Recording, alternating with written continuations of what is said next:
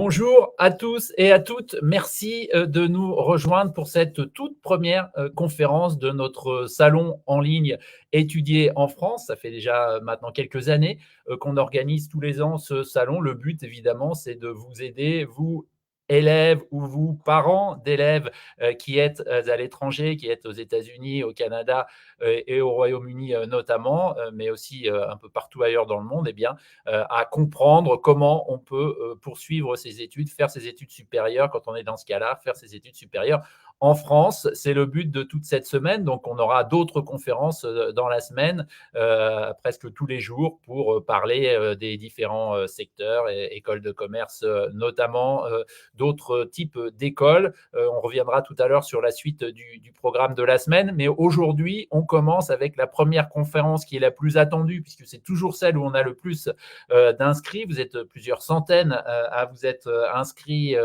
pour cette conférence, quelques 400 je crois, pour pouvoir finalement comprendre comment marche Parcoursup. Qu'est-ce que c'est quand on est à l'étranger? C'est une plateforme qui commence à être un peu mieux connue, même si elle est toujours controversée, mais un peu mieux connue en France. Mais quand quand on a fait sa scolarité à l'étranger, c'est sans doute moins le cas. Donc, on va voir dans quel cas vous seriez concerné justement ou pas par Parcoursup, comment ça marche exactement. Et pour ça, eh bien, on a deux expertes qui sont avec nous, qui vont nous rejoindre tout de suite. C'est Catherine Chabin et Carole Le Fur. Merci beaucoup à toutes les deux d'être avec nous et de nous rejoindre pour cette conférence et nous faire bénéficier de votre expertise. Vous faites ça par profession, j'allais dire. C'est votre boulot à toutes les deux d'accompagner des élèves et des étudiants dans leur parcours, dans leur orientation. Et donc, vous connaissez très, très bien cette problématique et ces problématiques de Parcoursup. Donc, on va bénéficier de vos conseils. Comme d'habitude, cette première conférence est co-organisée avec Expat Pro, nos complices depuis déjà plusieurs années aussi sur ce type de problématiques.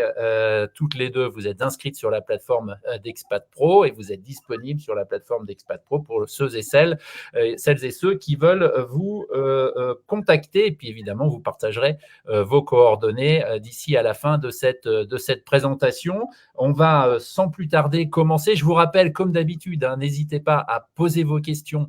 Vous les laissez en commentaire, que vous nous suiviez sur Facebook, sur YouTube, sur LinkedIn. Vous laissez vos commentaires et on les reprendra en question dans la mesure évidemment du possible. Mais on va essayer de garder du temps pour cela, de manière à pouvoir le plus possible répondre à vos préoccupations. Et puis évidemment, encore une fois, à la fois Catherine et Carole pourront être disponibles par la suite pour des contacts directs et plus approfondis si certaines et certains d'entre vous en éprouvent le besoin. Sans plus tarder, après cette trop longue introduction, je vais passer la parole tout de suite à Catherine. Oui. Qui va nous raconter un peu comment ça se passe Parcoursup. Et puis n'oubliez pas, posez vos questions, on les reprendra au fur et à mesure. Bonsoir Emmanuel, je suis ravie de co-animer cette présentation avec Carole Le Fur. Alors juste en 2 mots, qui je suis. Je suis donc fille d'expatriée. J'étais expatriée petite et aujourd'hui je suis encore expatriée en Allemagne. Donc les problématiques de l'accompagnement des enfants d'expatriés sont mon quotidien parce que je suis coach professionnel et personnel et j'accompagne donc les jeunes de 15 à 30 ans et notamment sur les problématiques d'orientation. Voilà. Très bien, je me présente Catherine. Oui, bien sûr, Carole.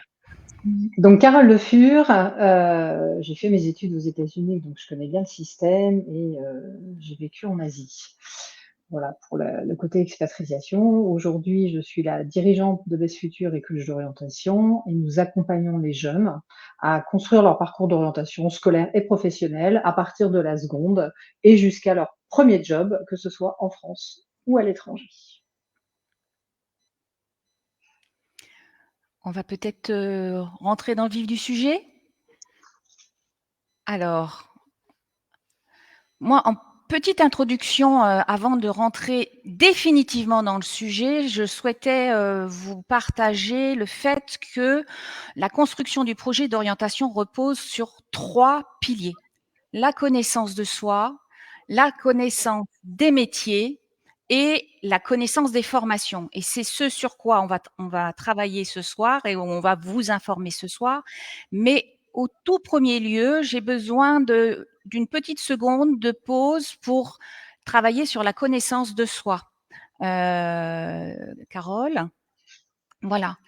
Le projet à constituer va demander un temps de réflexion. Donc vous avez, sur cette slide quelques questions, c'est une liste non exhaustive évidemment, de questions que le jeune doit pouvoir se poser tranquillement pour pouvoir mettre en place son projet d'orientation.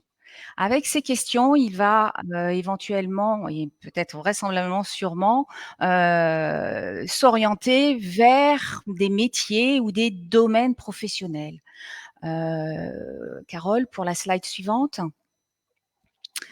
Voilà, la connaissance des métiers. C'est l'autre pilier dont je vous ai parlé, et une fois que, on a un domaine professionnel de prédilection, l'idée est d'aller rencontrer un professionnel. Alors c'est pas toujours évident, il faut faire appel à son réseau amical, à son réseau professionnel, et on va faire ce qu'on appelle une enquête métier et rencontrer donc le professionnel, lui poser plein de questions. Donc il faut préparer une petite liste de questions avant cette rencontre.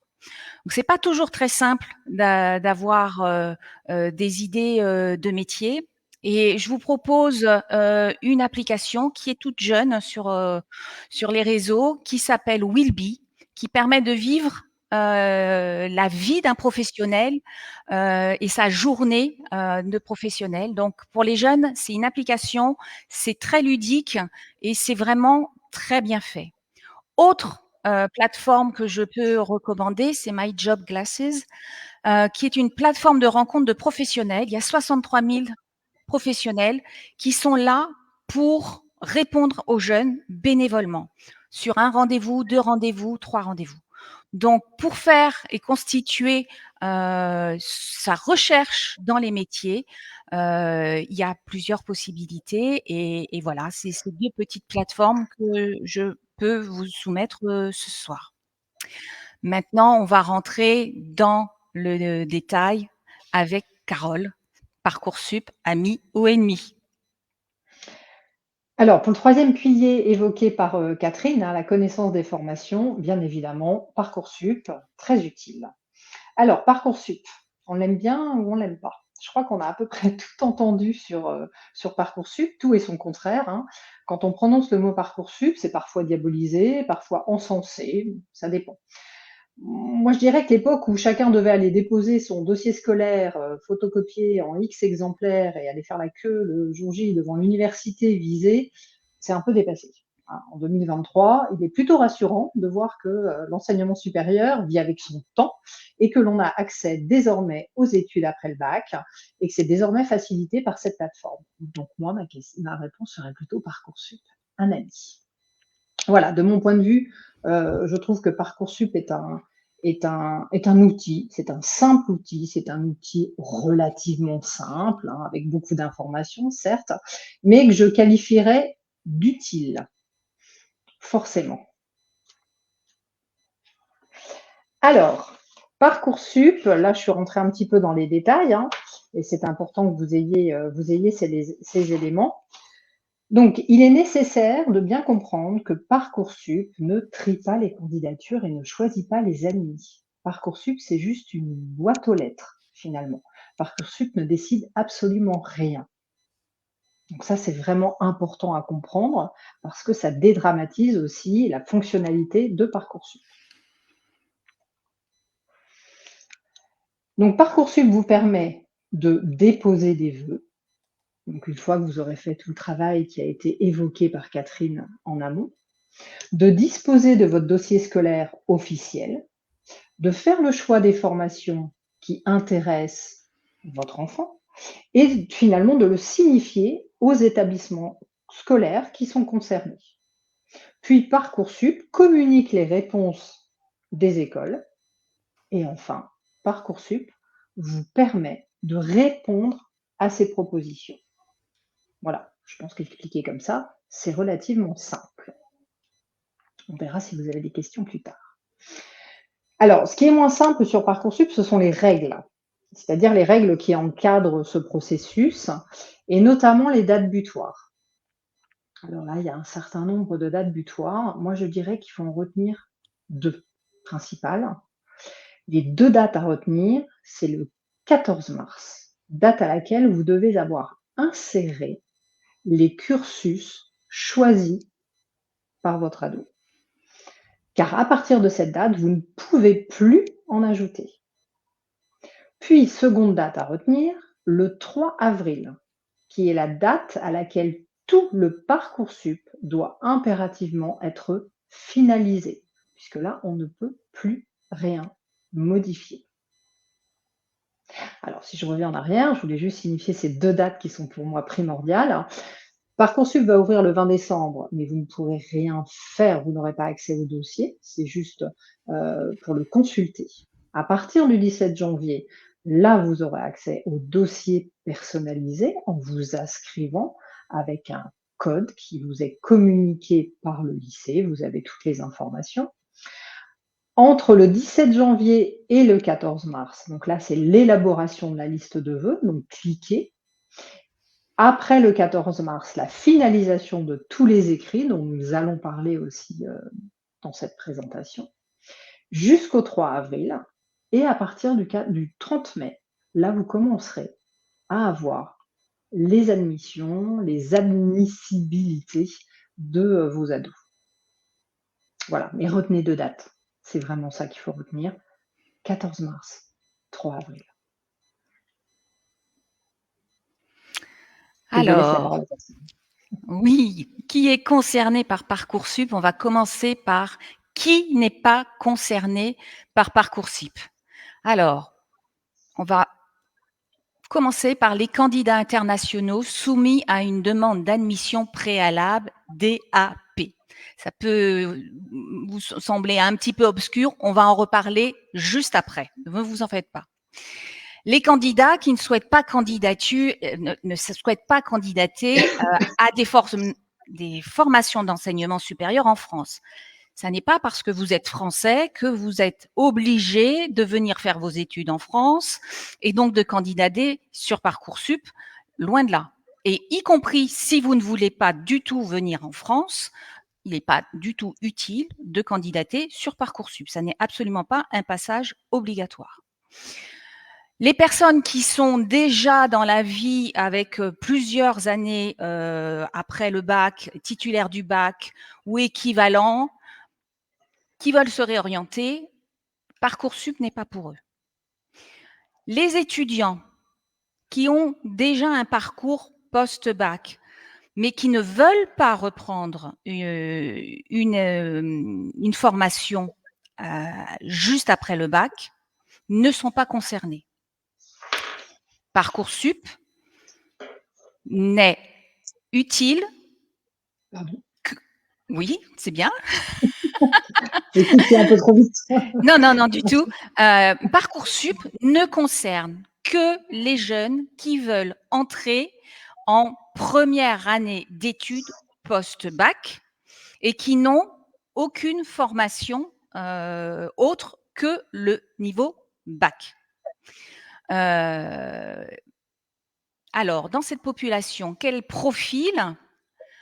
Tous les candidats de nationalité française ou ressortissants donc de l'Union européenne ou de l'espace économique européen, c'est-à-dire l'Union européenne plus la Norvège, plus l'Islande, plus le Liechtenstein, mais aussi la Suisse, Monaco et Andorre, qui sont en préparation d'un baccalauréat ou d'un diplôme d'études secondaires étrangers.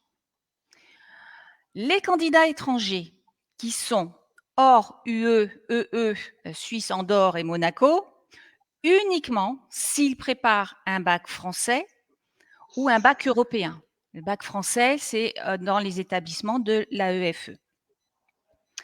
Pour tous les autres candidats étrangers, eh ben, eux, ils vont passer par Campus France et la procédure études en France, et ils feront une demande d'admission préalable, celle dont j'ai précédemment parlé. Et il faut savoir que la date butoir est le 15 décembre pour cette population. C'est un peu technique, mais il faut bien le préciser. Alors, C'est un peu technique. J'espère que, voilà, de oui, toute façon, vous aurez accès aux slides et vous pouvez revenir sur tous ces éléments parce qu'effectivement, on vous parle là, mais c'est important que vous ayez tout ça en tête déjà de premier abord. Je reprends la main, je crois, Catherine. oui, bien sûr. Alors, Parcoursup, comment ça marche? Là, c'est la partie chouette. Donc déjà, quelques chiffres. Je pense que c'est important d'avoir cette dimension. Donc Parcoursup, c'est 917 000 candidats cette année, c'était le cas, avec 629 000 lycéens, dont les AEFE, donc les lycées français à l'étranger. Et vous voyez un chiffre qui est intéressant, c'est que vous avez 34 500 lycéens et étudiants avec une scolarité étrangère. Et puis après, je parle des étudiants, vous avez des étudiants en reprise d'études. Donc ça, sur ce que disait Catherine, ce sont bien des personnes qui ont arrêté leurs études à un moment donné et qui souhaitent revenir à zéro dans le système, ainsi que les 163 000 étudiants qui sont en recherche d'une réorientation. On accompagne régulièrement des jeunes qui ont fait 2-3 ans d'études et finalement se rendent compte que ça ne leur correspond pas et qu'ils veulent repartir à zéro. Voilà, ça, ce sont les chiffres de Parcoursup officiels.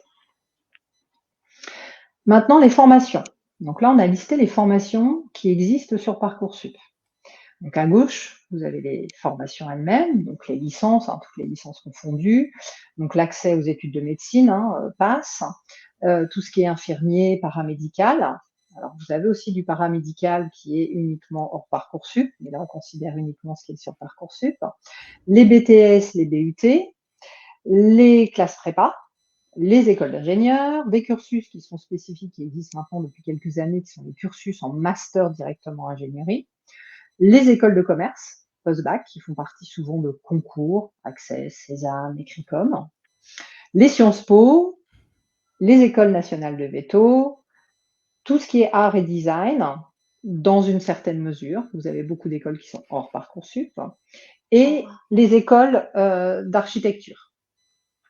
Donc là, vous avez la liste des formations qui sont sur Parcoursup. À droite, je vous ai mis le classement des 15 formations qui sont les plus demandées. Et ça, c'est très intéressant parce que ça vous permet quand même d'avoir quelques éléments, notamment sur le sélectif. Donc sur Parcoursup, il faut savoir qu'il y a 12 millions de vœux qui sont confirmés. Cette année, en l'occurrence, il y avait 12 millions de vœux pour 917 000 candidats, ce qui signifie je crois 13 vœux à peu près, et sous-vœux, puisqu'on a droit qu'à 10 vœux, mais 13 vœux et sous-vœux pour chaque étudiant. Donc ça, c'est vraiment important d'avoir ces éléments parce que ça vous permet d'identifier aussi dans quelle mesure vous devez faire attention au niveau du dossier scolaire. Plus vous vous adressez aux vœux les plus demandés, plus effectivement la sélection est importante.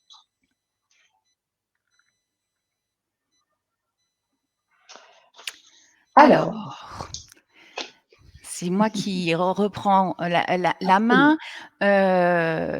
Parcoursup, c'est avant tout un énorme moteur de recherche, une grosse base de données et qui est ouverte en fait toute l'année. Il n'y a pas besoin d'attendre l'ouverture officielle de Parcoursup qui est au 20 décembre pour consulter les fiches qui sont répertoriées. L'idée de Parcoursup pour le ministère de l'Éducation nationale, c'est d'essayer d'y intégrer toutes les formations qui sont en France. Elles ne sont pas encore toutes sur Parcoursup, mais il y en a de plus en plus chaque année. L'année dernière, il y avait 21 000 formations et cette année, il va y en avoir 23 000 de répertoriés. Donc, cette fameuse base de données, comme je vous le disais, est consultable tout le temps. Dès aujourd'hui, vous pouvez aller sur parcoursup.fr et vous allez aller dans un onglet qui s'appelle « Recherche de formation ». Et là, vous allez pouvoir avoir accès aux fiches dont on va vous parler, qui sont celles de l'année dernière, avec les chiffres de l'année dernière, et qui vont être actualisées en décembre pour qu'au 20 décembre, vous puissiez avoir les derniers chiffres sur ces fiches-là. Alors, comment est constituée une fiche Parcoursup ? La première chose que l'on regarde très souvent quand on cherche une formation dans ce moteur de recherche, c'est le nombre de places disponibles et le taux d'accès. C'est souvent capital puisque ça montre la sélectivité. Un taux d'accès à 100% signifie que tous ceux qui ont demandé cette formation-là ont eu une place dans cette formation. Si on a un taux à 50%, eh ben c'est 1 sur 2. Voilà. Sur ces fiches, on a énormément d'informations en plus du nombre de places disponibles et du taux d'accès. Et elles sont classées en 6 rubriques. Je vous les ai indiquées. Une présentation de la formation, un lien vers le site, ce qui est quand même indispensable, savoir si c'est du public ou du privé, les frais de scolarité, les bourses, les langues enseignées, les options, aussi les journées portes ouvertes, qui ne seront pas inutiles de connaître parce que parfois elles sont quand même faites en distanciel pour vous, gens éloignés de la France.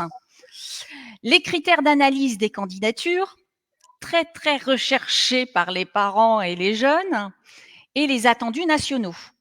Les attendus, c'est ce que l'éducation nationale souhaite comme profil pour pouvoir suivre cette formation. Les modalités de candidature, s'il y a des épreuves écrites, des oraux, voilà, tout ça était indiqué. Les chiffres clés de la formation, donc le nombre de candidatures et le rythme d'envoi des propositions d'admission. Ça, c'est pour la suite, une fois que les premières admissions sont tombées, le rythme dans lequel la formation se remplit. Le contact avec l'établissement et surtout avec les étudiants ambassadeurs, parce que sur chaque fiche, il y a un lien avec des étudiants ambassadeurs pendant la durée de Parcoursup. Alors aujourd'hui, il n'est pas encore activé, il faudra attendre le 20 décembre, mais comme je vous disais tout à l'heure, il est important de faire une recherche métier. Ben, il est aussi important de prendre contact avec des étudiants d'une formation à laquelle on pourrait avoir envie d'aller. Et sur ces fiches-là, à la fin, pour vous donner des idées, il y a aussi la possibilité de consulter des formations similaires, assez peu différentes, mais dans le même domaine. Donc, n'ayez pas peur de Parcoursup. En tout cas, pour ce moteur de recherche, il est vraiment extrêmement aidant. Moi, je l'utilise au quotidien avec les jeunes que j'accompagne. Donc, c'est un vrai plus plutôt que d'avoir à chercher des informations un peu partout sur le net. Voilà. Alors, vous avez entendu parler des fameux 10 vœux, 20 vœux, sous-vœux, voilà. Parcoursup, on est censé renseigner au maximum 10 vœux. Je parlerai des sous-vœux par la suite. Alors, certains me disent, mais est-ce qu'il faut mettre absolument 10 vœux? Non, pas forcément. Il faut en mettre peut-être plus qu'un dans Parcoursup parce que on n'est pas toujours sûr d'avoir la formation, c'est certain. Il n'y a aucun ordre à mettre dans ces vœux parce que pour chacun des vœux et sous-vœux, vous obtiendrez une réponse des formations. Dans votre tête au préalable, évidemment, il faudra peut-être faire un classement pour pouvoir gérer tout ça au moment des résultats, mais Parcoursup ne vous demande pas si vous avez une préférence sur un vœu ou sur un autre. En tout cas, pas dans un premier temps, pas avant les admissions, les premières admissions. Alors, 10 vœux maximum. Pour les formations sélectives, et il y en a beaucoup sur Parcoursup, il existe des vœux dits multiples. Et c'est là où on va parler de sous-vœux. Alors, l'exemple est mis sous vos yeux. Pour les BTS, donc les brevets de techniciens supérieurs, ils sont regroupés donc par spécialité à l'échelle nationale. Donc, si vous demandez un BTS métier de la chimie dans 7 établissements différents, ces candidatures comptent pour un vœu, donc BTS métier de la chimie, et 7 sous-vœux, et vous recevrez une réponse de chaque établissement demandé. Je ne sais pas si j'ai été claire, mais on pourra répondre aux questions par la suite. Alors, malgré tout, comment est-ce que l'on fait pour postuler, pour mettre ses vœux? Alors, très clairement, il faut être réaliste. Il y a beaucoup de sélections, il y a beaucoup de concurrence, comme vous l'a montré Carole, et notamment sur des formations en tension. Donc, ce que nous, on préconise en tant que spécialiste, c'est de parler en plan. Le plan A, le plan B, le plan C, le plan D, le plan E, le plan F, le plan G, si vous voulez. Mais l'essentiel, c'est d'avoir 3 niveaux, je dirais, de plan. Un plan avec un vœu ambitieux, un vœu plutôt réaliste et un vœu sécurisant. Alors, vous me direz comment est-ce que l'on fait pour savoir si c'est sécurisant, réaliste ou ambitieux. Prenons l'exemple, par exemple, des classes préparatoires. Les classes préparatoires, vous avez des classements pour regarder où se situent ces différentes classes. Et en fonction du niveau et du dossier scolaire, eh ben, vous allez peut-être viser une classe préparatoire qui semble réaliste, où vous avez eu des échos d'élèves qui sont rentrés l'année dernière de votre établissement. Puis, vous pouvez être ambitieux. Donc, une classe préparatoire qui, dans le classement, est peut-être un peu plus haute. Et puis, un vœu, si vous tenez vraiment à faire une classe préparatoire, peut-être un peu plus sécurisant, donc qui est peut-être un petit peu moins haut dans les classements et qui est peut-être un petit peu moins sélectif. Ça, c'est l'exemple pour les classes préparatoires. Mais ce qu'il faut absolument, c'est d'avoir ce que je m'ai mis en rouge, le plan D, c'est avoir un vœu non sélectif. Si votre jeune veut absolument rentrer faire ses études en France, parce que je sais qu'il postule ailleurs, éventuellement au Canada, en Angleterre, aux États-Unis ou ailleurs dans le monde, mais s'il veut faire ses études en France, s'il veut rentrer en France, et qu'il a besoin vraiment de se garantir une place, il faut qu'il fasse un vœu non sélectif. Alors, un vœu non sélectif, qu'est-ce que c'est? C'est en général une licence. Donc, dans la matière qu'il a envie d'étudier pour pouvoir je dirais, rebondir sur la formation qu'il n'a peut-être pas eue du premier coup. Donc, voilà pour les vœux et la stratégie à adopter. La stratégie. Alors la stratégie, elle dépend bien évidemment des vœux, mais elle dépend aussi des écrits. Donc je ne sais pas si vous le savez, mais sur Parcoursup, il y a plusieurs écrits à fournir. Il y a un projet de formation motivé, non compliqué pour dire lettre de motivation, pour chacun des vœux. Pas des sous-vœux, mais des vœux. Et des rubriques. Des rubriques qui sont citées ici. Alors, pourquoi j'ai mis une recette de cuisine fait très bien l'affaire? Parce que l'année dernière, il y avait un TikTok, une vidéo sur TikTok qui circulait d'une jeune fille qui disait qu'elle avait eu son premier vœu alors qu'elle avait mis une recette de cuisine dans sa lettre de motivation. Donc, interpellée, je suis allée vérifier quand même pour voir de quoi il s'agissait. Et là, effectivement, je me suis aperçue que la jeune fille en question avait postulé dans une filière, dans une licence non sélective en province où 100% des étudiants étaient admis. Dans ce cas-là, effectivement, vous pouvez mettre une recette de cuisine. Je vous le déconseille malgré tout.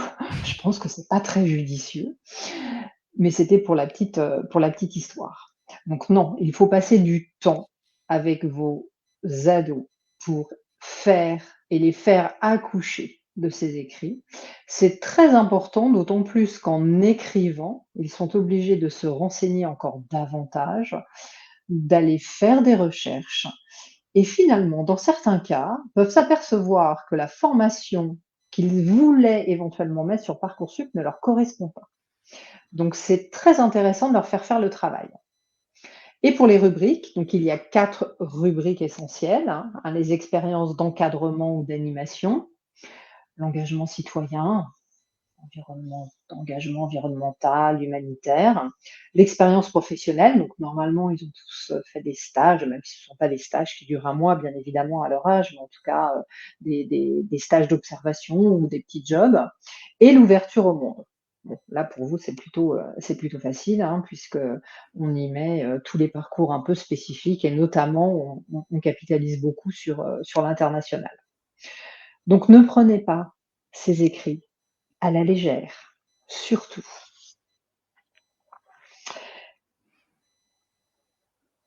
Ah si, peut-être juste préciser une petite chose pour les lettres de motivation. Les lettres de motivation sont extrêmement variables d'un cursus à un autre. Dans une licence, on va dire classique, la lettre de motivation fait 1500 caractères, ce qui est un petit paragraphe, à la fois pas très compliqué et en même temps esprit de synthèse. Donc c'est pas toujours facile pour nos jeunes. D'autres cursus, comme des prépas sélectives, peuvent demander des essais supplémentaires qui, là, peuvent aller jusqu'à 3 voire 4 pages. Donc ça ne se fait pas tout seul. C'est pour ça qu'en amont, je vous disais bien d'anticiper et d'avoir bien en tête les différentes dates de clôture des différentes étapes. Voilà. Et puis Sciences Po, hein, Sciences Po, c'est encore autre chose puisque là, il y a 3 écrits à fournir et qu'on est encore dans une autre dimension et là, il faut pas anticiper, il faut encore plus qu'anticiper. Donc tout ça, vous avez ces informations sur Parcoursup. Ça vous permet quand même d'avoir, une vision sur les attendus et de faire un calendrier, un agenda, un rétro-planning avec vos enfants pour les accompagner parce qu'ils ont besoin aussi d'être structurés pour pouvoir, être en heure et en temps sur les attendus de Parcoursup. Alors, comment sont décidées les admissions? Ça, c'est la grande question. Donc je vous rappelle que je vous ai dit que Parcoursup n'était qu'une boîte aux lettres. Parcoursup, c'est un algorithme, c'est-à-dire que chaque établissement va aller demander en fait à Parcoursup, faut se l'approprier, hein, de faire une sélection. Mais ce n'est pas Parcoursup qui fait la sélection. Parcoursup prend les informations et les restitue. Donc cet algorithme va prendre en considération le dossier scolaire dans sa globalité, la note des épreuves anticipées, en l'occurrence du français, l'évolution des résultats, toujours plutôt conseillé d'évoluer que d'aller dans le sens inverse, les écrits dont je viens de vous parler, qui sont fondamentaux, et tous les autres questionnaires qui sont insérés dans Parcoursup. C'est là-dessus. Mais bien évidemment, hein, les lignes de code, elles font pas tout. Donc je reviens sur l'importance de ces écrits. C'est ce qui peut faire la différence au final, à profil ou à dossier scolaire égal, un écrit bien bien rédigé, bien formulé, fera toujours la différence au final.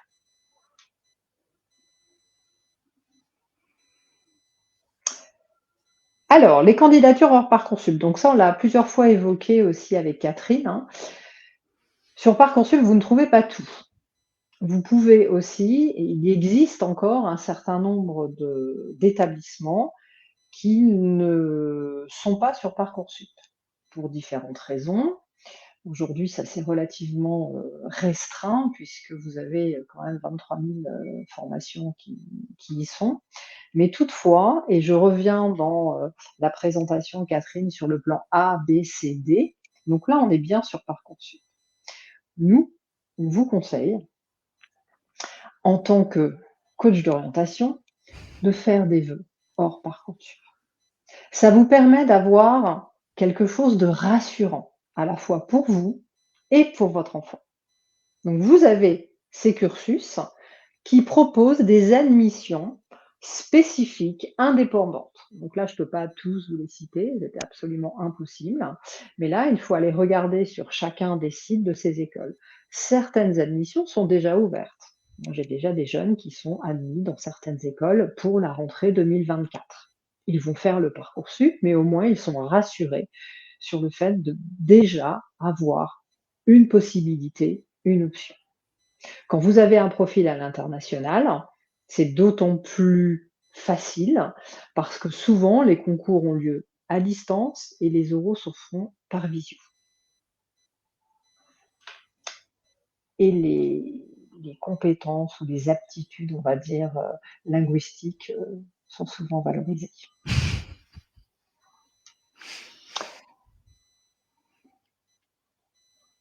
Je Oui, reviens un petit peu, Carole, sur le fait qu'il y a certaines formations qui sont sur Parcoursup, mais qui ont des conditions d'admission qui sont très particulières avec des modalités différentes pour les gens qui sont à l'international. Voilà. exactement. Tout à fait. Parce Très que juste de le notifier. Ouais, exactement. C'est vrai que ça, c'est un élément qu'il faut prendre en considération. Et encore une fois, Parcoursup signifie tout ça. Donc c'est assez intéressant d'aller chercher l'information. Hors Parcoursup. Alors, comment s'informer? Donc évidemment, il y a tout ça, hein, Parcoursup, hors Parcoursup, mon profil, international. Évidemment, ça vous semble peut-être un petit peu flou. Très simple, contactez les établissements si vous avez des doutes. Sur Parcoursup, vous disposez de tous les contacts des référents sur chaque typologie de cursus. Et franchement, moi je le fais régulièrement, hein, vous posez un certain nombre de questions, ils sont très réactifs. Donc vous pouvez totalement faire des mails et évaluer la pertinence du dossier. Vous pouvez aussi contacter des ambassadeurs, des anciens élèves. Donc ça, Catherine en a parlé, hein, puisque vous avez la possibilité de le faire. Parcoursup, alors il y a une grosse machine sur Parcoursup avec une messagerie. Ils répondent. Ça, c'est très clair aussi. Donc, si vous êtes perdu, n'hésitez pas à leur envoyer un mail, à les solliciter, pardon. Je pense que ça pourra véritablement vous aider, surtout quand on est à distance. Les portes ouvertes, vous avez des dates qui sont indiquées sur Parcoursup. Beaucoup se passe en distanciel. Alors, pas sur toutes les dates, hein, qui sont proposées, mais en tout cas, vous avez au moins une date qui est à distanciel. Alors, je ne dis pas que les horaires soient toujours très simples quand on est loin, mais en revanche, ça peut être un élément vraiment intéressant pour votre ado d'assister, même si c'est à 5 heures du matin, il va se lever un petit peu tôt, mais ce sera très bien pour lui. Et puis, nous vous conseillons aussi de vous abonner à Parcoursup, hein, sur les réseaux sociaux, donc Insta. Ils postent beaucoup d'informations et ça vous permet de les visualiser en temps réel.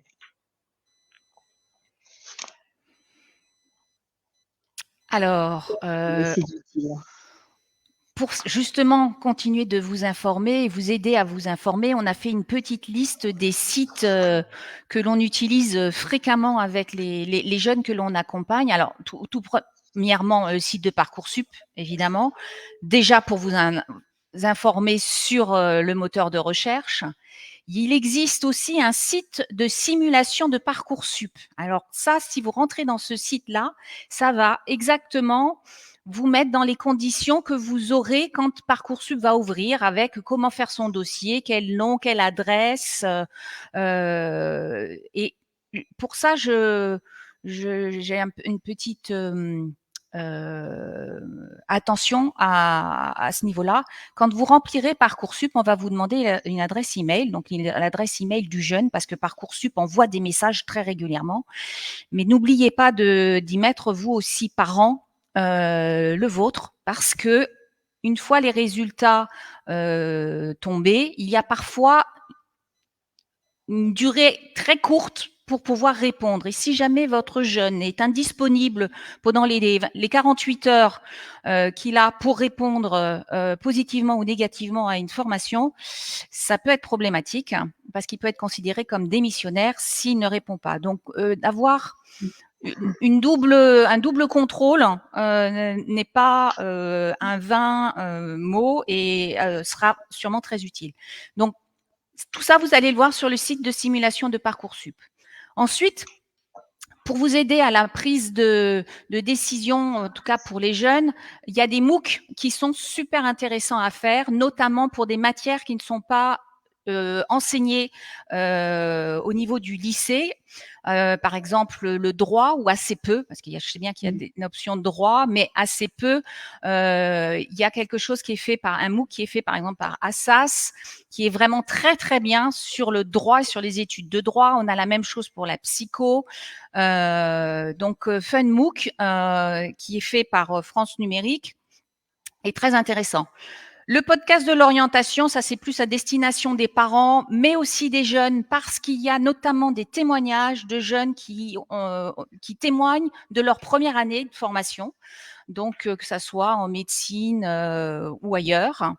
Le Web TV, le Campus Channel, là aussi très intéressante de voir les interviews des différentes formations et avec la possibilité de pouvoir poser des questions quand elles sont faites en live.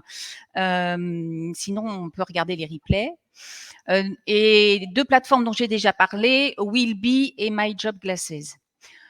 Pour les parents, les pages Facebook qui ont encore Facebook, mais ces deux pages-là fonctionnent très très bien avec une grosse communauté. Mon bébé passe le bac.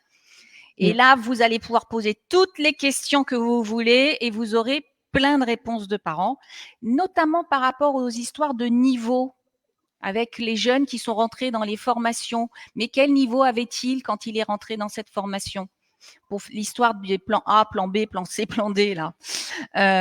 Et puis, des choses que peut-être vous connaissez déjà, qui sont l'ONICEP, le CIDJ, le site de l'étudiant, notamment, entre autres, pour certains de ces classements, et la plateforme Totis Media aussi, qui est très aimée des jeunes.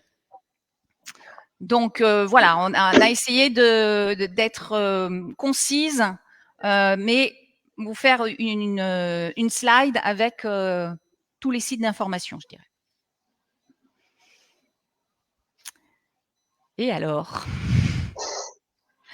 pour clôturer Parcoursup, eh ben, notre conseil est vraiment d'essayer de le faire au moins 10 jours à l'avance. Parce qu'en plus, très souvent, la plateforme, elle bug dans les derniers jours parce que évidemment, tout le monde se connecte dans la dernière semaine, voire les 2 derniers jours. Donc, pensez-y, essayez de faire en sorte que les dossiers soient remplis et notamment les vœux pour la date butoir du 14 mars. Ensuite, vous finirez de remplir les dossiers, de compléter les dossiers jusqu'au 3 avril. Mais si vous pouvez le faire avant, c'est nettement mieux. Et puis, comme je disais tout à l'heure, avec dans les plans ABC, soyez un petit peu ambitieux, osez, et puis soyez cohérents avec vos vœux. N'essayez pas de dire bon, je prends pas de décision aujourd'hui, alors du coup, je suis intéressé par médecine, mais je suis aussi intéressé par un ingénieur. Puis, et pourquoi pas une école de commerce? Ça, vous pouvez le faire. Mais au moment des résultats, vous serez confronté à vos choix. Donc, choisir quand vous avez 48 heures, c'est peut-être un petit peu compliqué. Donc, soyez cohérents au préalable dans vos vœux. Ayez déjà pensé quelque part les formations que vous souhaitez vraiment.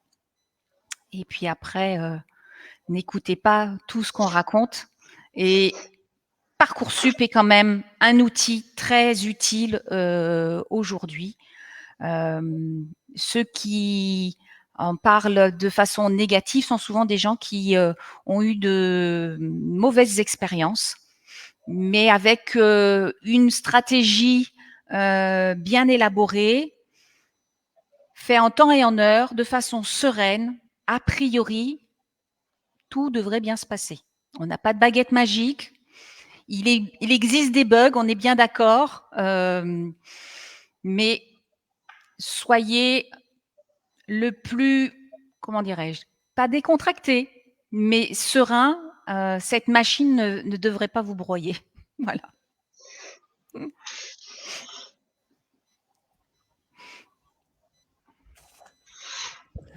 Merci beaucoup. Merci à toutes les deux de cette présentation très intéressante, très complète. On va prendre un peu au fur et à mesure qu'elles sont arrivées les questions. Continuez à nous les poser. Il nous reste un quart d'heure pour y répondre autant que possible. La première question de Jesus, je pense, comment s'inscrire lorsqu'on n'a pas de numéro fourni par le lycée dans le cas, évidemment, où l'élève est dans un établissement américain, par exemple. Est-ce que vous avez la réponse à cette question? Oui, vous pouvez vous inscrire et dans Parcoursup, vous rentrez et vous cochez je n'ai pas d'INE. Voilà. C'est tout. C'est tout. Très simple. C'est tout. L'INE, c'est le code en fait qu'ont tous les étudiants français sur leurs documents de convocation au bac. C'est leur code d'étudiant en fait. Hein. Ouais. Donc effectivement, à l'étranger, il y a une petite case. Alors, c'est aussi l'occasion de, comme toute bonne pédagogie, ça passe par la révision et la répétition. Donc, c'est aussi l'occasion un peu de répéter des choses que vous avez éventuellement dites, mais différemment. Donc, Aline demande, est-ce que ça s'applique, ce que vous nous expliquez, pour les élèves qui ne suivent pas un cursus français, en l'occurrence une école internationale avec le IB, International Baccalaureate. Donc, si elle est française, oui. Oui, exactement. Ou ressortissante de l'espace européen. De l'Union européenne, et voilà.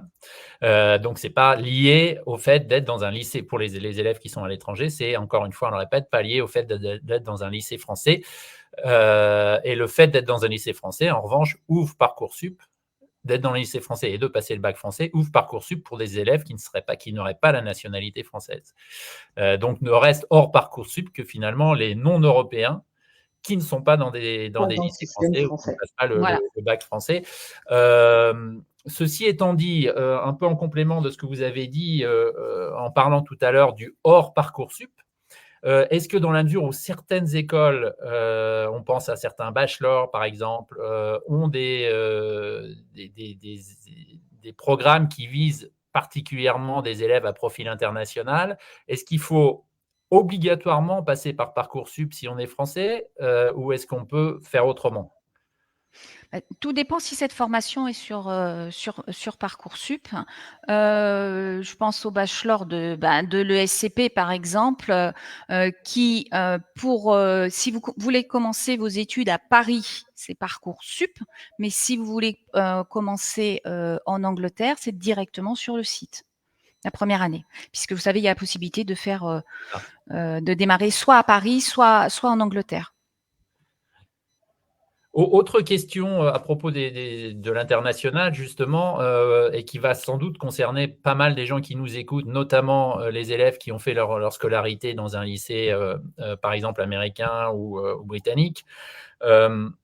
Est-ce que c'est facile sur Parcoursup d'identifier les formations qui offrent des cours en anglais?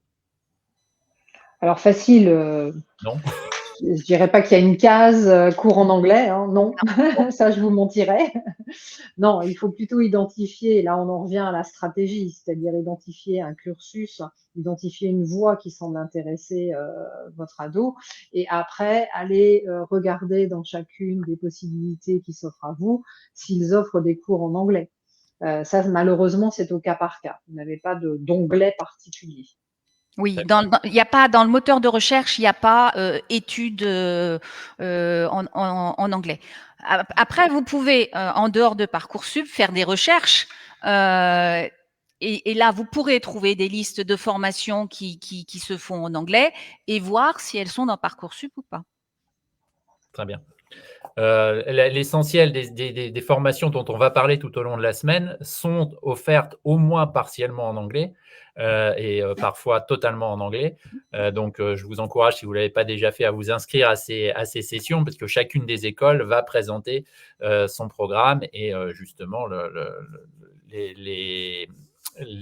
toutes ces spécificités dont on a parlé et la langue dans laquelle l'enseignement est fait, ce qui est évidemment essentiel pour beaucoup d'élèves qui n'ont pas forcément fait toute leur scolarité en français ou qui ne se sentent pas au niveau en français pour pouvoir intégrer un programme 100% francophone ou français. David avait une question intéressante, je ne sais pas si vous allez pouvoir y répondre. Il me semble qu'il y a des quotas régionaux pour les universités. Est-ce que c'est exact? Est-ce que qu'en est-il, pardon, pour les étudiants à l'étranger? Non, pour les étudiants de l'étranger, il n'y a pas de quota. Vous pouvez postuler partout en France, sans problème. C'est justement l'atout d'ailleurs que vous avez. C'est autant les Français sont plus ou moins conditionnés quand même à une académie, autant quand vous venez de l'étranger, ce n'est absolument pas le cas. Alors, à propos justement des réponses, là, cette fois, on va considérer qu'on a déjà fait tout et qu'on attend la réponse. Nadia nous dit une question sur la réception des réponses. Si on reçoit une réponse positive à laquelle il faut répondre en 48 heures, comment choisir si on attend la réponse d'autres vœux? Est-ce que accepter une réponse signifie qu'on se ferme la porte à tous les autres vœux? Non, du tout. Vous acceptez la formation, mais vous mettez en attente, puisque vous attendez une autre réponse. Il y a 4 possibilités de réponse en fait. Donc là, on ne va pas rentrer dans le détail parce que ce serait un petit peu fastidieux, mais c'est très bien expliqué. Quand vous avez les réponses qui arrivent, vous pouvez tout à fait dire oui à celle-là, oui mais en fait, à celle-là, je la garde. Les autres, non, c'est celle-là ma préférée, mais je ne dis pas oui définitif parce que j'attends encore d'autres choses. Voilà, on n'est quand même pas dans une obligation, dans une invocation à répondre immédiatement. C'est finalement beaucoup plus souple que ce qu'on pense en général. Je vous l'ai dit, Parcoursup a même. Vous l'avez dit. C'est bien de le répéter. Je vais regrouper les questions d'Olivier et d'Aline qui finalement se regroupent un peu à propos des diplômes, des gens qui ont un diplôme de fin d'études secondaires qui ne soit pas le baccalauréat. Dans quelle mesure c'est reconnu pour rentrer dans une filière française? Est-ce qu'il y a une liste qui existe? Voilà, comment ça se passe? Alors ça, vous avez tout sur Parcoursup. Pardon, Catherine. Vas-y. Vous avez tout sur Parcoursup et puis en plus, Catherine a très bien expliqué les profils qui sont acceptés. On en revient toujours à une question de nationalité et non pas de diplôme. Là, on parle. Je ne pense pas qu'on parle de la question de rentrer sur Parcoursup ou pas rentrer pour Parcoursup. La question, c'est plus spécifiquement, est-ce que si j'ai un high school diploma quelconque aux États-Unis, est-ce que ça va être reconnu comme un diplôme secondaire qui va me permettre d'entrer dans telle université ou dans telle école?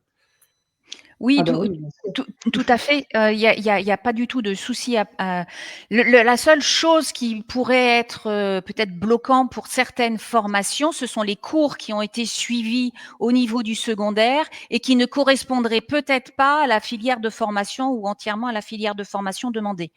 Donc, mais sinon, il y a pas de souci. À partir du moment où c'est un diplôme de fin d'études secondaires et qu'il y a un diplôme, vous pouvez postuler sur Parcoursup. Là, c'est un peu une question de bon sens, c'est-à-dire que voilà, si vous avez votre enfant a fait maths physique et qui veut rentrer, je vais plutôt prendre l'inverse, s'il a fait que des lettres et qu'il veut rentrer dans une école d'ingénieur, ça va être compliqué. Mais là, peu importe ce qu'il a fait, en fait, c'est juste qu'il n'a pas le niveau. Il faut plutôt raisonner sous l'angle du niveau et des intérêts. S'il a fait du littéraire, c'est qu'il n'est pas forcément fait non plus pour faire des maths et de la physique.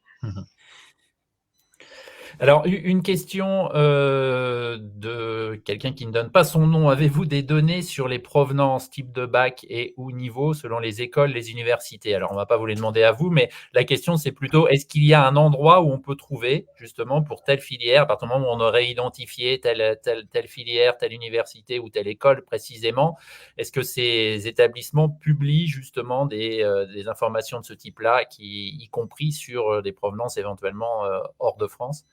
Est-ce que c'est possible de trouver ça? Certains établissements communiquent sur les populations qui sont intégrées, peut-être pas tous, mais oui. Après, quand vous êtes sur des formations très internationales, enfin qui se revendiquent internationales, en général, ils communiquent sur le nombre de nationalités qui sont présentes, pour justement donner envie à ceux et une certaine crédibilité aussi par rapport au côté international de leur formation. C'est juste un exemple.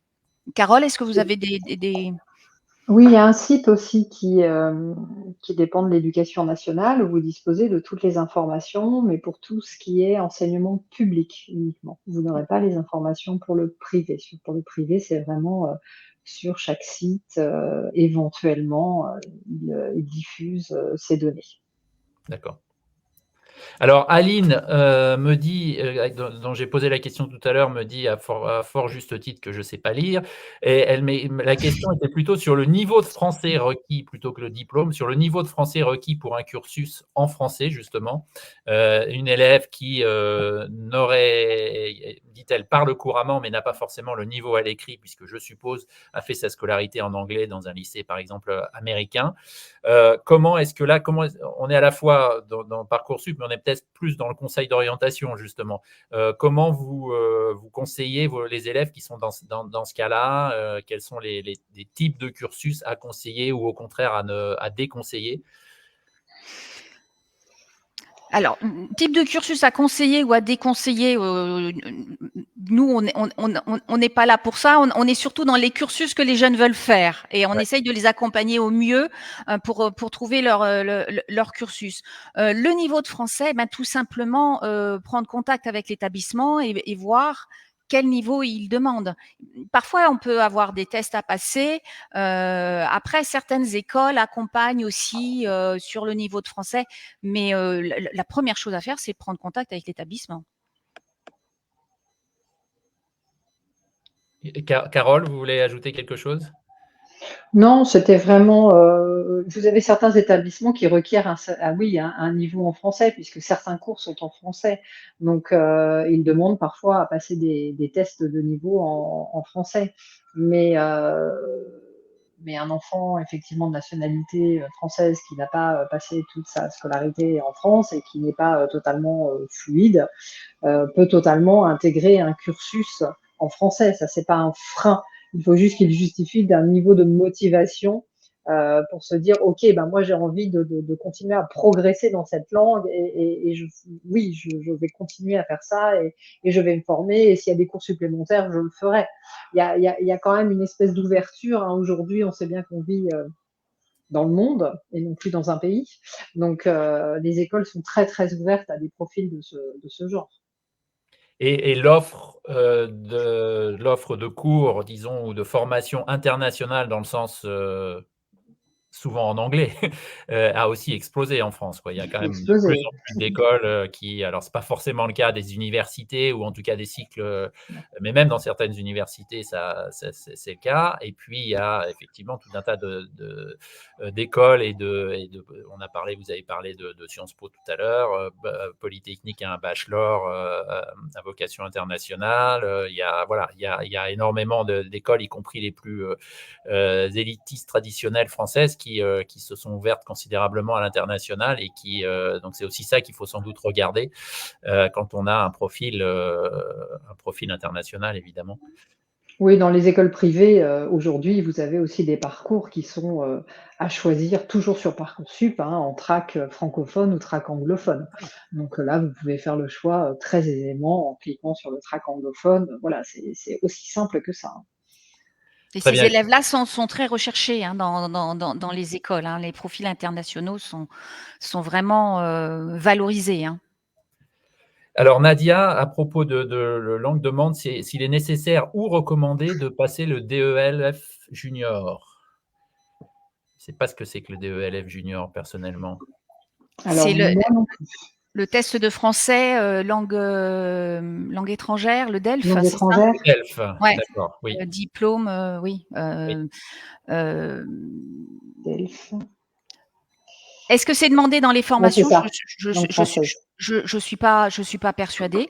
Après, ça peut effectivement donner un niveau, je dirais un test officiel de niveau, parce que effectivement, il suffit pas d'être français pour pouvoir parler le français couramment. Pourquoi pas? Ouais, pourquoi pas? Bah, de Dans toute le façon, dossier, ça peut être un plus. c'est ça, c'est de toute façon à partir du moment où il n'y a pas de scolarité en France et l'enfant ne parle pas souvent ou peu français ou peut-être l'écrit difficilement, c'est toujours bien de justifier qu'il y a un niveau. Tous les tests de langue qui peuvent être passés sont toujours intéressants et permettent de conforter un dossier quoi qu'il arrive. Exactement, et ça peut être, je dirais, une cause de motivation Mm. supplémentaire, en Mm. disant: «Il a fait l'effort de», voilà, Mm. donc c'est valorisé aussi. Tout Voilà, à mais fait. ça fait déjà 1 heure qu'on se parle. Merci encore beaucoup à toutes les 2, à Catherine et Carole, d'avoir pris le temps de nous accompagner pendant 1 heure. Je vous rappelle, je ne sais pas si vous avez la slide encore avec vos coordonnées. On va essayer de la remettre. Voilà, je vais la mettre tout de suite. Comme ça, vous pouvez noter ça. Et puis, de toute façon, si vous êtes inscrit à cette conférence, vous recevrez le lien avec le replay qui vous permettra de retrouver toutes les coordonnées pour joindre Catherine Chabin et Carole Le Fur pour pouvoir bénéficier de leurs précieux conseils. Merci encore. Je vous rappelle que cette Merci à première vous. conférence du salon Étudier en France a été co-organisée avec Expat Pro, la plateforme sur laquelle vous pouvez retrouver évidemment Catherine et Carole et plein d'autres professionnels de l'accompagnement pour nous qui sommes expatriés. Merci encore à toutes les deux. Merci à tous et merci de Je vos vous questions. rappelle, toute la semaine, on continue. On va regarder le programme pour voir ce qui nous attend dans les jours qui viennent. Donc, on se retrouve demain. On n'a pas de conférence. On se retrouve mercredi avec École d'ingénieurs. Donc, c'est en heure de New York, si vous êtes dans l'Est des États-Unis, à 12h, 18h heure française, 17h si vous nous regardez au UK. Devenir ostéopathe animalier, on en parlera pendant une demi-heure avec une école spécialisée. Voilà, on essaie d'en avoir pour tous les goûts et tous les horizons professionnels, et on aura cette intéressante spécialité professionnelle qui vous sera présentée mercredi. Ensuite, jeudi, on aura les bachelors en école de commerce, la première partie, puisqu'on a beaucoup d'écoles qui sont là. Et ensuite, en vendredi, la deuxième partie des bachelors en école de commerce. Voilà, vous pouvez continuer, si vous n'êtes pas déjà, vous inscrire comme vous êtes inscrit à cette conférence d'aujourd'hui, à ces différentes conférences. Je vous y encourage et je vous remercie de nous avoir suivis. À très bientôt sur French Morning et sur Étudier en France.